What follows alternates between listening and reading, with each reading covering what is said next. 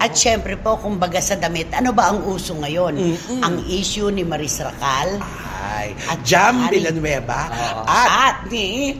O di syempre si Anthony Jennings. Sumagot na nga po itong si Maris Racal at ang sabi po niya, hindi na raw po niya alam kung anong kanyang gagawin. Kahit saan daw po siya magpunta, kahit saan pa siya makita, ang pakiramdam daw po niya sa kanyang sarili ay para siyang nakahubad. Syndicated estafa ang kinasasangkutan ng kaso ni Neri Naig ay nakalaya rin siya agad. Dininig naman po ng RTC Branch 112. Nagbigay sila ng order sa BJMP ng Pasay na kailangan ng palayain si Neri Naig at nasa ospital pa siya nung matanggap niya yung magandang balita ng kanyang paglaya. Pero hindi po ibig sabihin na tapos na ang kaso.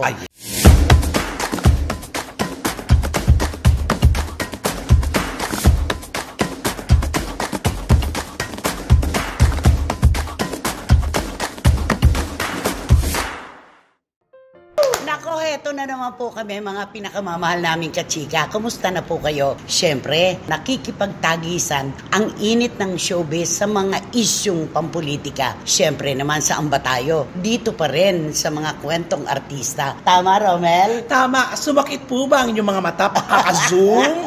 Ayun na. Ano naman kaya masasabi ni Wendell Alvarez, a.k.a. Barikutor? Siyempre, ang mundo ng showbiz, palagi talaga may mga intriga at may mga balitang artista, kaya bibigyan namin niya ng mainit na opinyon. Alam mo, tayong dalawa, di ba, chika-chika lang, chillax lang. Siya talaga seryoso. Career. Kinakarir mo talaga. Tinitingnan kita eh. Pakiulit mo nga, titingnan na kita. Sige na, hindi talaga nakatanaw ako sa'yo. Tingnan ko nga. Ang mundo ng showbiz ay talagang palaging may intriga, kaya... Ayun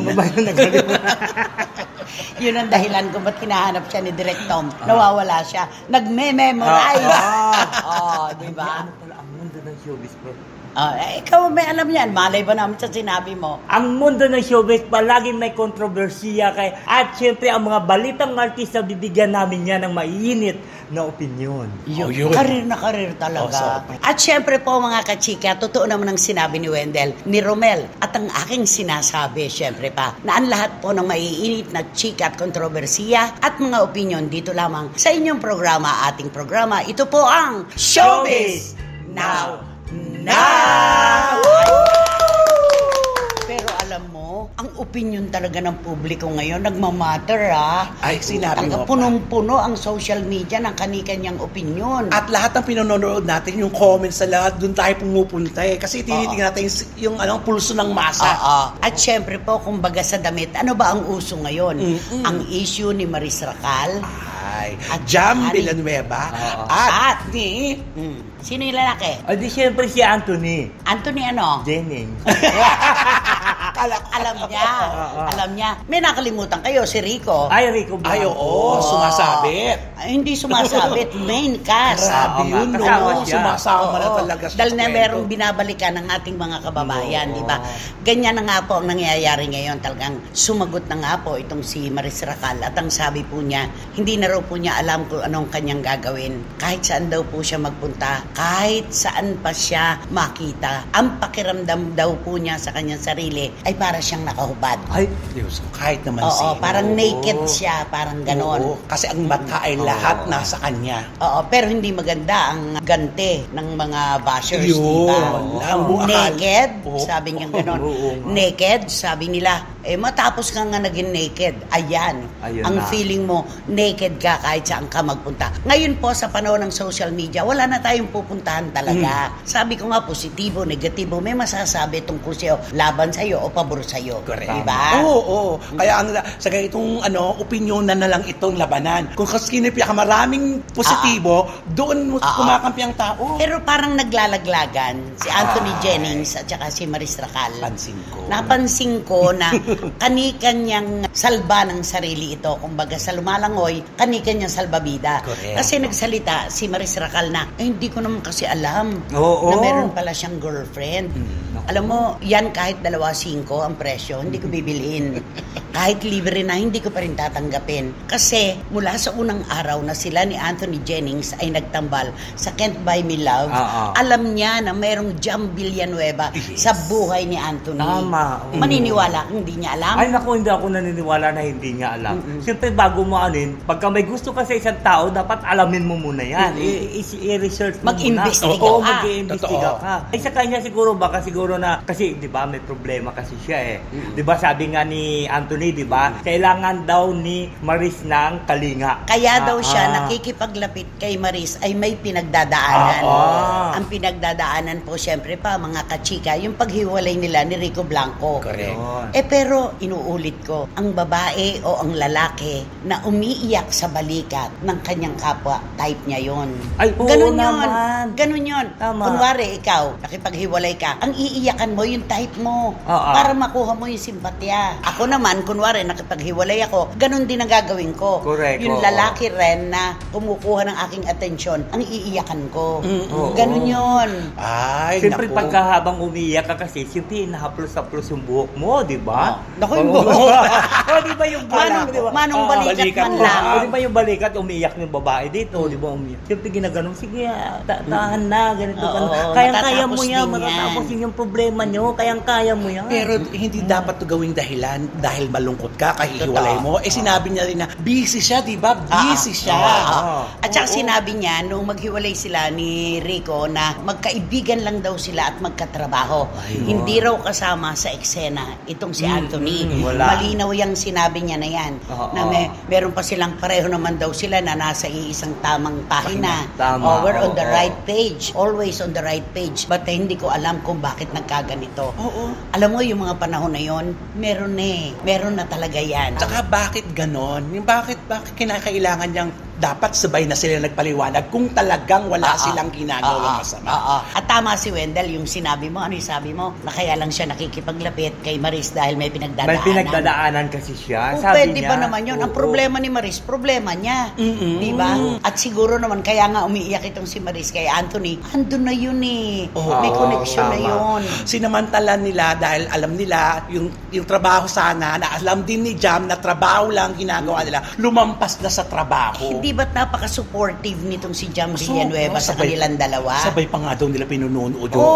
Isipin mo diba? yun. At saka naniwala naman yung tao nung unang lumabas ito na ano lang daw yun kasi magkasama sila sa isang proyekto. At syempre, yung babae naman, kaya naman umiiyak doon sa lalaki, alam natin meron ng connection yan. Di ba? Ramdam niya o baka betcha by galiwaw niya. Meron na talaga. At syempre, problema yon ni Rico at saka ni Maris. Pero bakit kailangan ang gumamot ay si Anthony? Di ba? At saka naniniwala ko, ikaw mismo sa babae, kung ang plano mo sa buhay, nabuo na pala ang plano, kaya ka nakapaghiwalay, bakit ganito?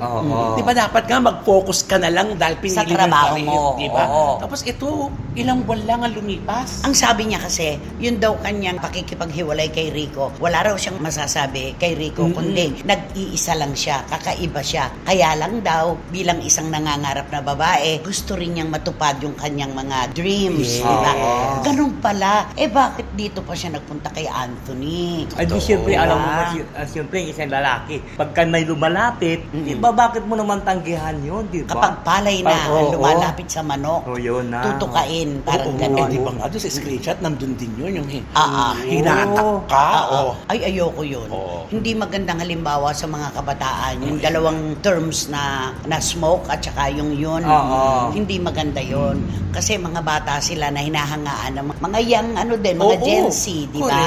Tapos ganon. Eto pa, ang nakakapagtaka lang doon sa kanilang ginagawang siyempre, pagtatanggol ng kanilang network, di ba? Si Anthony at saka si Maris. Pero yung damage control nila, nakatutok sa legalidad, hindi sa moralidad.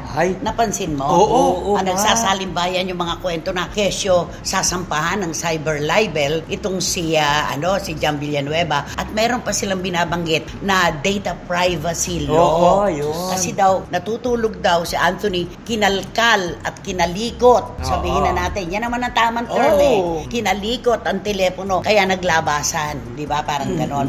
Pero napakahirap naman patunayan yan. Meron pang bawsi daw. Hindi po mag-asawa si Anthony at si Jam para magkasuhan ng bawsi. Wala pong ganon. Ano yun ang cyber libel? Ano ba? Meron bang actual malice? Wala. Walang actual malice, hindi yung para siraan sila. Matagal na tong nararamdaman ni Jam na ngayon lang pumutok yung bata. Diba? At saka ang sabi ni Jam, para makalaya siya sa bigat na nararamdaman niya. Isipin mo, ang kinakatwiran ng don't worry, kasi meron kaming method acting. Method acting daw, sabi ni Anthony, na kailangan ay makipaglapit siya kay Maris para maging katotohanan yung kanilang mga ginagawa sa Can't Buy Me Love. Kaya naman pala tayo si Jam, yung mga cryptic post niya na ang dati, di ba? Dati acting-actingan lang, ngayon sumobra na sa actingan, ginawa ng totohanan. Totoo. At saka yung sinabi, hindi niya alam na may girlfriend si Anthony. Hindi po namin dito iniipit itong si Maris, kasi kung titingnan po natin, ang tanging kasalanan ng batang ito, hindi nag-imbestiga at nagmahal. Doon tayo. Kaya ang bulto ng paninisi ng publiko na kay Anthony Jennings, ba't hindi siya nagpakatotoo kay Maris tungkol sa kanila ni Jam Villanueva, di ba? Paano mo sasabihin na hindi mo alam na may girlfriend? Alam mo, siyempre, nagkakakwentuhan kayo, saan ka pupunta, saan ka uuwi, di ba? Totoo. Nagtatanungan sila, di ba? May mga love notes sila, di ba? Tapos eto pa, merong time na sinabihan ni Anthony itong si Jam na, pwede bang i-private mo na lang yung mga post mo? Dati naman naka-private ka. Tapos ang sagot ni Jam, bakit? Utos pa sa'yo yan ni Maris? Ramdam na ng babae. Ramdam niya yun. Siyempre, ang babae Woman's talaga, intuition. May nararamdaman. Ngayon, ang dami-dami nilang tinatanggap na bashing. Natural. Kayo nakapaloob dyan. At siya ipakiramdam ni Maris na kahit saan siya magpunta, parang I feel so naked. Natural. Huhubaran ka ng publiko dahil ikaw ang nasa gitna ng kontrobersiyang ito. At dadagdag ko rin na Maris, ilagay mo rin ang sarili mo kay Jam. Para maramdaman mo rin yung pakiramdam na pinagkatiwalaan niya kayo. Naniwala siya na trabaho lang, pero labis sa trabaho na ang ginawa ninyo. At nabuko kayo. Ayun. Booking na booking kayo. Kaya nga ang sabi ko, di ba, 3 ang bahagi ng kwento. Ano yan? Ang kwento mo, ang kwento ko, at ang tunay na kwento ng mga mensahe sa text at screenshots. Ayan. Hindi nakapagkakailayan. At ikaw pa ang nagpadala. Di ba? Alam mo, bawal na pala ngayon magpa-screenshot, di ba? Bakit? Hirap. Kasi di ba, ang ginawa ni Nagiging resibo. Nagiging resibo. At saka nagiging, against pa sa kanya na siya mismo ang nag-post nun sa mga screenshot na yun. Hindi, yun nga yung inilalaban sa kanya. Pinakialaman daw niya ang telepono ni Anthony. Parang gano'n. Silang 3 nakakaawa. Di ba? Nakakaawa si Maris, napasok siya sa isang kontrobersiya ng, alam niya kung ano ang totoo, pero nadala siya dahil nagmahal siya. Si Anthony Jennings, nakakaawa dahil nakikita niya ang mga balik ngayon sa kanya ng ginawa niya. Pero ang pinaka nakakaawa, si Jam Villanueva. 7 taon na nakarelasyon ni Anthony, 7 taon siyang pinagkatiwalaan, naging supportive pa para sa kanilang dalawa, pero iniwanan ng gano'n na lang. At saka yung Anthony at saka yung Maris, sayang. Sayang sila. Kasi umuusbong na Ang ganda ng tambalan nila, may kilig. Correct. May kilig, hindi nabibili ang kilig paano kusang na binibigay ng publiko yan. Paano ka ngayon kikiligin kung maiisip mo ngayon nabasa mong screenshot? Ayun, totoo yun. At dahil sa kanilang pagkakaila, okay lang kung may nakitang screenshot kung talagang sila wala namang problema Kahit ba sa likod pa ng akasya sila naghahalikan o sa aeroplano, okay pa rin kung walang nasasagasaan. Kaso meron nga, may sumigaw, yun. Ay, nako. I'm so embarrassed, sabi pa niya, di ba? Dapat ka lang mahiya dahil nasa gitna ngayon ng kahihiyan ang buhay mo. Yun. Ay, di ba? Hindi alam na may girlfriend si Anthony. Itong Anthony Jennings na to at ipinakikita pa raw yung mga post ni at saka yung text ni Maris sa mga kaibigan. Kaya hindi daw iniiris. At sa kanyang telepono, walang password.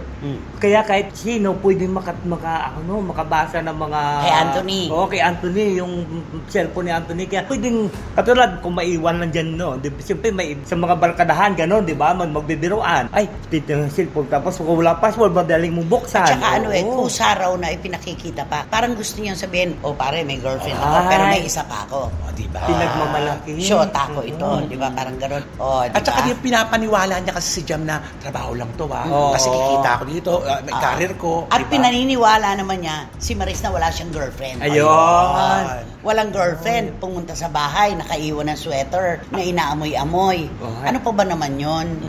Wala silang lusot dito. Wala silang lusot hindi dito. mo bibiling yun, yung mga tao nga, mga bakla nga, di ba, bago magtiwala sa isang lalaki, baka may jowa yan. Ayun na di ba? Ganun nga. lalo na kayong mga babae, di ba? Iisipin nyo yun ako.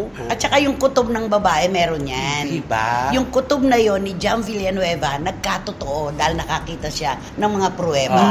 Parang nga atake sa korte, ginawa niya, di ba? May mga resibo talaga. At saka right timing, hindi niya kagad na pagkakita, hindi inantay niya muna, nakakaramdam siya, hindi pa, ay pang maniwala, pero tumatagal-tagal na parang nagbabago-bago na doon. Pero nung magsabi, itong si Anthony na hiwalay na sila ni Jam, nakiusap pa siya kung pwede, wag i-bash yung ex niya, kasi hindi naman artista. Pangalawa, ang sabi niya, ako ang may pagkakamali, aayusin ko ito, aayusin naming dalawa. Kaya lang, syempre, nakatanggap na yung Jam ng masasakit na salita siguro niya, ako na nga itong naloko, ako na nga ang napaikot, ako pa ang masama ngayon. Kaya inilabas ng bata yung mga pruweba. At saka diba, yung palagi ang first question pagka yung tao na niligaw sa'yo o lalapit sa'yo, diba una-una tanong, may girlfriend ka na diba, baka may jowa ka na iba, baka meron ako masagasaan. Totoo yun. Talaga yun matagal bago makalimutan ito ng publiko. Sabi nga ng isang lawyer, diba, doon sa kanyang vlog, ang pagnanakaw, madaling kalimutan. Ang pagdodroga, maaalala, pero madali ring makalimutan. Pero ang cheating, napakasakit. Kasi yung cheating, nakaukit sa utak at sa puso ng babae. Yun, napakahirap gamutin. Nagdudugon sugat na walang paggaling. Ganon ang sabi. Kaya ngayon, nakita mo, biruan sila ngayon. Wala. Talaga lahat usapan sila ngayon. Naging pulutan sila Nakita mo yung inilalagay ni Blight, yung corona. Inilipat ba? Inilipat ni Blight yung corona niya kay Maris. At saka may kasabihan na bago na, kung ayaw mo, may paraan. Kung gusto mo, I will touch my mind. I will touch mine. Oo. Ganon. Kung ayaw mo, may paraan. Pag gusto mo, I will touch my. Eto pa, meron pang isa, nabasa ko rin. Ipagpaalam mo't ayaw, kunin mo't hindi kasalanan. Ang dami. Ang dami-dami talaga. Pero dito talaga, ang lumutang na iniidolo ngayon dito, Rico Blanco. Diba? Ang lalong luminis ang kanyang pangalan. Mismo. Bumango. Oo. Kaya nako, tama na ang mga kwento-kwento, Maris, na wala kang alam na may girlfriend pala itong si Anthony. Sa pagiging close nyo, super duper close nyo, hindi mo pa malalaman na may isang babae na habang naghihintay ay umiiyak. Diba? Ganun lang yun. Sige na nga. Nagulat ka naman. Ano ang kanta para kay Maris at kay Anthony? Siyempre kakantahan ko sila ng Ebony and Ivory. Ebony ba? Ebony and Ivory. Paul McCartney to We're together the first. Mali! Ebony and Ivory. Live together in perfect harmony. Side by side on my piano. Keyboard, Pinipiano. oh Lord, why don't we Eto na, Ebony and Ivory. Ebony and Ay, Ivory. nako, nakakaloka talaga. Ay, nako. Eto naman po tayo, ang dami pong naghihintay talaga ng isang kaswalan o kolokyal na pagpapaliwanag kung bakit at paanong pagkatapos makulong at masabing syndicated estafa ang kinasasangkutan ng kaso ni Neri Naig ay nakalaya rin siya agad. Marami pong kwento na ganyan. Siyempre, di ba, inilaban ng abogado ni Neri na ipapakwash yung warrant of arrest sa piskal doon sa judge. Kasi hindi nabigyan si Neri Naig ng pagkakataon na ipaglaban at idepensa ang kanyang sarili. So, ang nangyari nga, nag-MR sila, motion for reconsideration, na iset aside na yung warrant of arrest at ibalik yung kaso niya doon sa piskalya at bigyan ng panibagong pagdinig. Yun ang dahilan. Yun ang dahilan nun.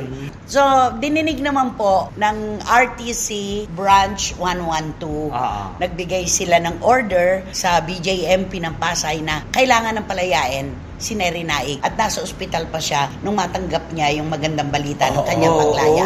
Pero hindi po ibig sabihin na tapos na ang kaso. Bibigyan po ng panibagong pagdinig sa piskalya. Yun, kinwash yun. Kasi napatunayan na hindi nila natatanggap talaga anumang mga... Wala na. Nagtataka naman ako doon. Dapat yun, hindi ba pagka pinadeliver yun, ang report, nakalagay doon, accused cannot be located. At saka ibabalik yung sulat na yun sa pinagmulan. Return to sender yun. At saka may magre-receive nun, di ba? Kung may kukuha. Kaso wala nga. Mali daw yung address. Meron na po bang ganun ngayon? Di ba? Kaya naman siya, yung hindi daw dumalo, hindi po talaga makadadalo si Neri dahil wala po siyang sabpina. Wala pong notice. At yun ang naging daan kung bakit na-quash yung kaso at ibinalik na sa piskalya. Kaya si Aling Neri, di ba? Ano nga tawag doon ay? Luganggang.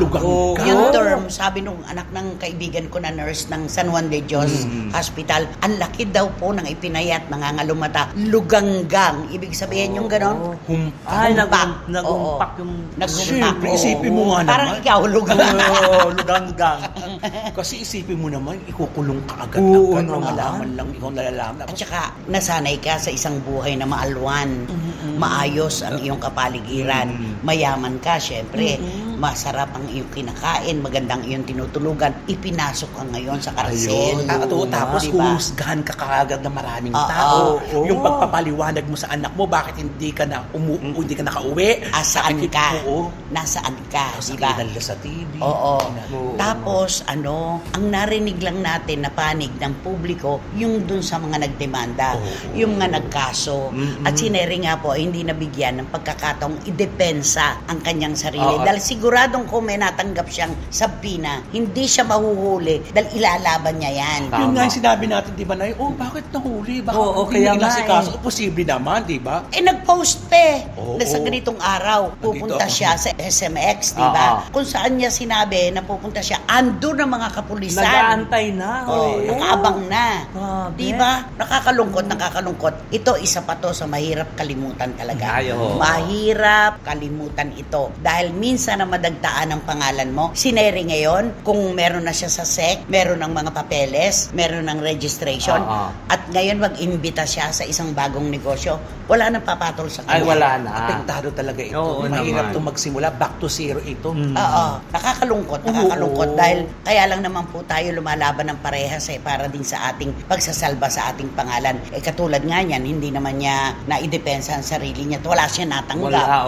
Diba? At saka tignan mo man, si Chito lang nga yung salita ng salita. Diba? Para kay Neri doon. Asawa yon. Hindi natin maialis. Hindi mo napansin, panahon ng mga musikero, Chito Miranda, Rico Blanco. Diba? Panahon talaga Marisakal, diba? Ang ikot talaga ng mundo, umi-stop, mga musikero naman, politiko, may mga parang usong awitin. Dito muna tayo, ballad tayo ngayon, rap naman yung susunod. Diba? Parang gano'n. Lahat na bibigyan ng pagkakataon.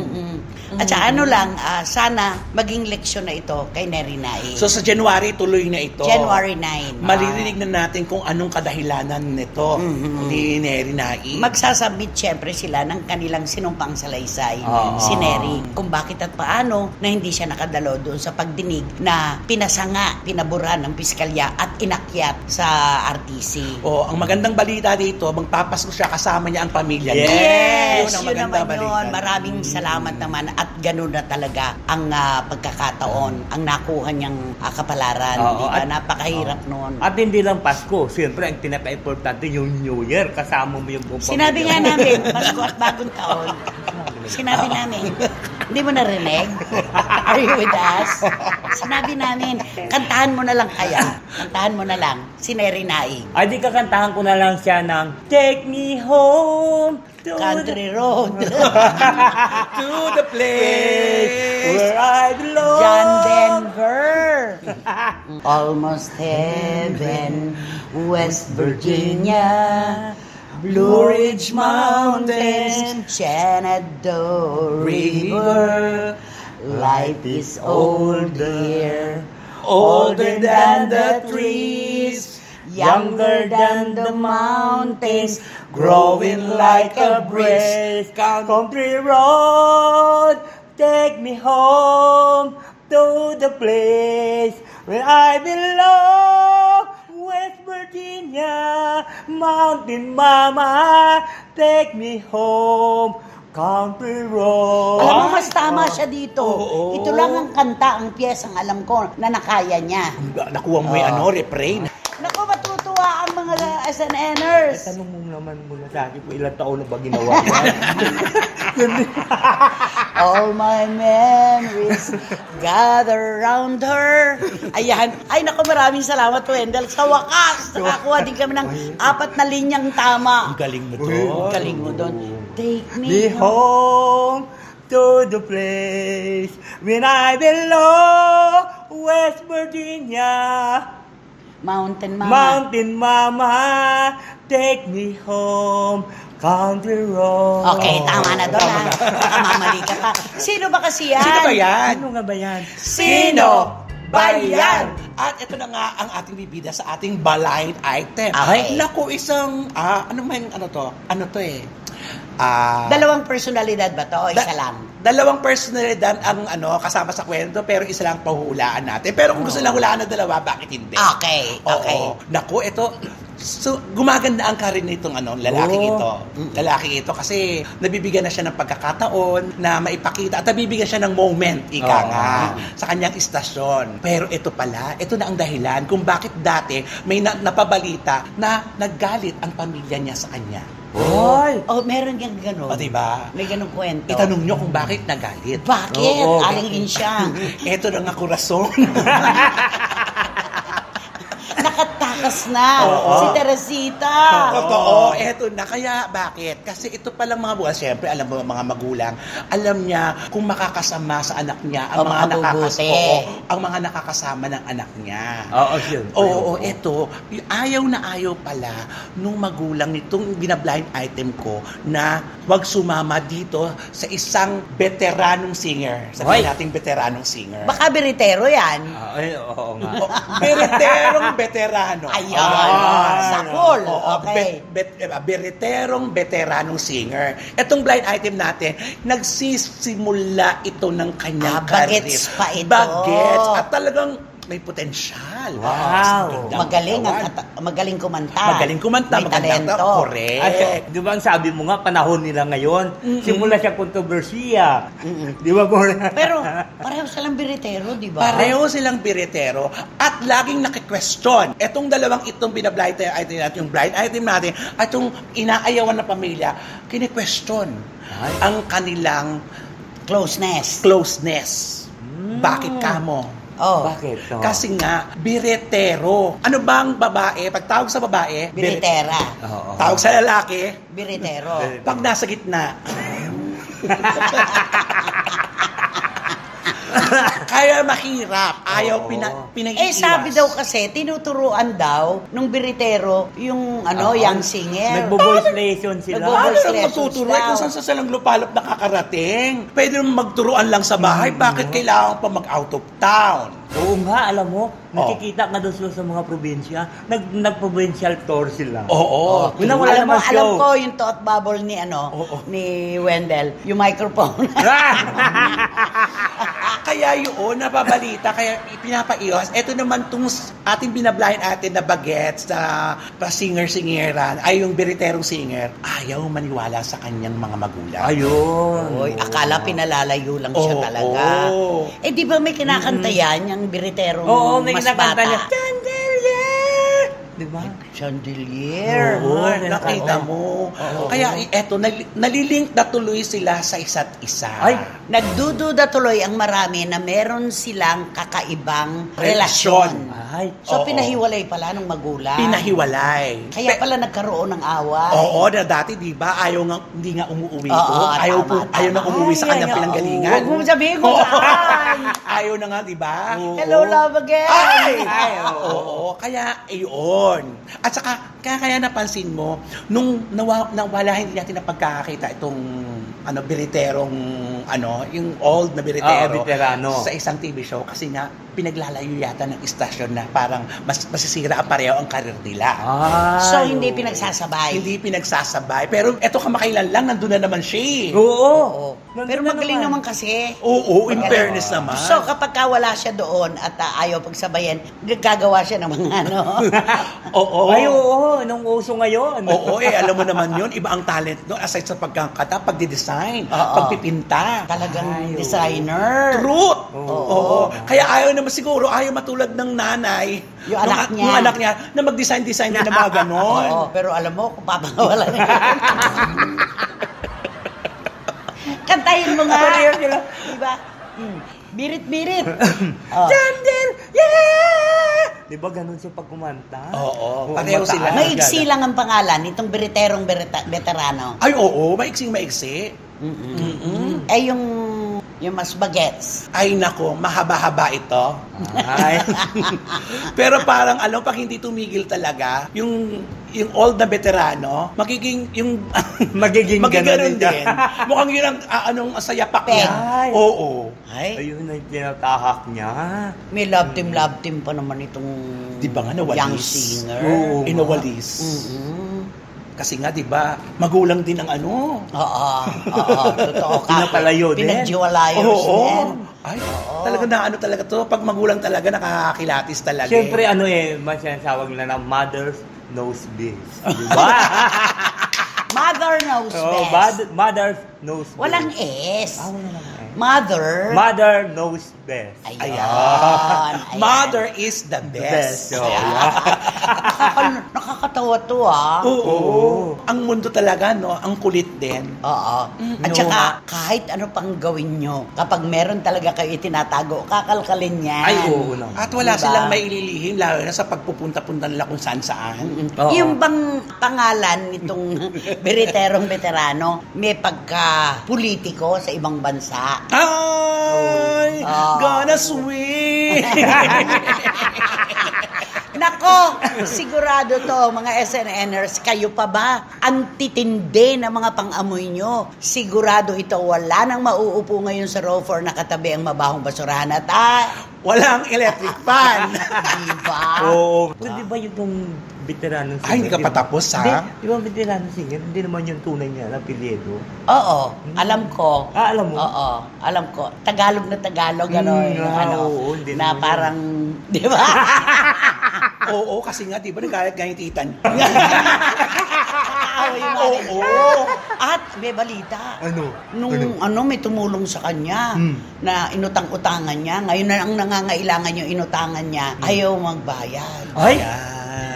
Di ba? Ay, nako, kung na, isinubo na po namin sa inyo.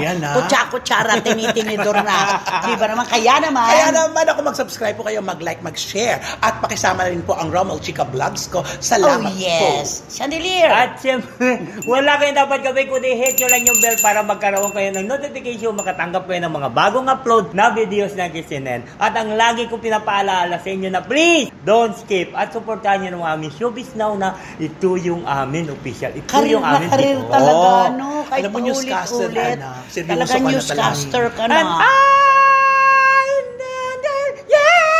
Hindi ka na newscaster.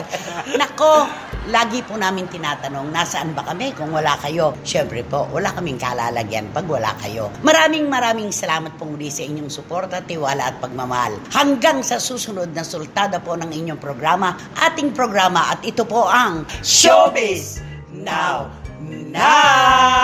Take me home to the place where I belong, West Virginia. Country mama. Country mama. Take me home. Take me home. Country road. Country road. Yo!